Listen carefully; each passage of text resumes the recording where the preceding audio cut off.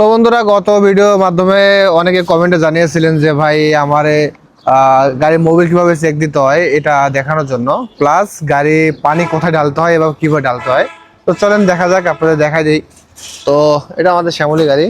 তো এখান থেকে বোনেটটা উঠাই নেবেন। উঠানোর পরে এই যে কাভারটা দেখতেছেন, এটা উঠাইবেন। তো সামনে দেখতে পাচ্ছেন এই যে মোবিলের গেজ, এই যে গেজ, এই গেজটা ধরে টানবেন। টান দেওয়ার পরে একটা ঝুট নিয়ে এভাবে মোছা দিবেন। এটা পরিষ্কার করে নিলাম। তো পরিষ্কার করার পর দেখতেছেন এই যে দুইটা ফুটা আছে, এটা হলো লো পয়েন্ট, মানে এর নিচে যদি আসে তাহলে আপনার ইঞ্জিন বাস্ট হয়ে যেতে পারে। আর এটা হচ্ছে মূলত মোবিলের মাপ, এই একটা ফুটা, এটা হচ্ছে লেভেল পয়েন্ট। এইটা পর্যন্ত মোবিল রাখবেন। তো দেখা যাক এই গাড়ির মোবিল কতটুকু আছে বা শর্ট আছে কিনা না ওভার আছে। তো আমরা এখান থেকে ঢুকাই নিচ্ছি। আবারও এই যে এখানে দেখতে পাচ্ছেন একটা পাইপের মতো আছে, পাইপের ভিতরে ঢুকাই দিচ্ছি গ্যাসটা।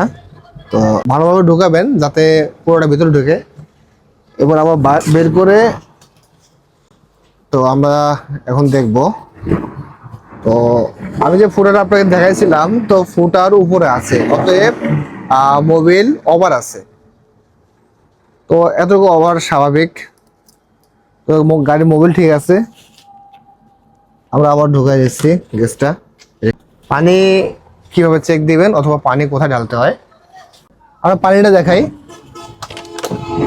এটা হচ্ছে ড্যাশবোর্ড। ড্যাশবোর্ডে এখানে একটা ফুটা আছে। এই যে এটা উঠানোর পরে আপনারা দেখতে পাবেন এখানে পানি হুইস পাইপ আছে। তো এটা হচ্ছে হুইস পাইপ। আমরা পানি দিয়ে দেখি যে পানি কতটুকু আছে। আমরা পানি ঢালি, পানি ঢালার পর যদি ফুল হয় তার মানে ফুল করে দিতে হবে অবশ্যই। পানি লাগছে হাফ লিটার। আর আছে বোতল আছে, হ্যাঁ এই যে পানির বোতল। তো অবশ্যই রেডিয়েটরে পানি ফুল করে রাখবেন সব সময়। বিশেষ করে কোনো জায়গায় যাওয়ার আগে অবশ্যই ভালোভাবে চেক করে নেবেন যে আপনার গাড়ির পানি ঠিক আছে কিনা, মোবিল ঠিক আছে কিনা। তাহলে রাস্তায় যে কোনো মুহূর্তে যে কোনো রকম বিপদে পড়তে পারেন। এতে করে আপনার ইঞ্জিনও সিজ হয়ে যেতে পারে। অবশ্যই বুঝতে পারছেন ভিডিওর মাধ্যমে যে মোবিল কিভাবে চেক দিতে হয় এবং পানি কোথায় দিতে হয়। পানি মূলত দিতে হয় রেডিয়েটরে, ইঞ্জিনে না। ইঞ্জিনে থাকে মোবিল, রেডিয়েটরে পানি।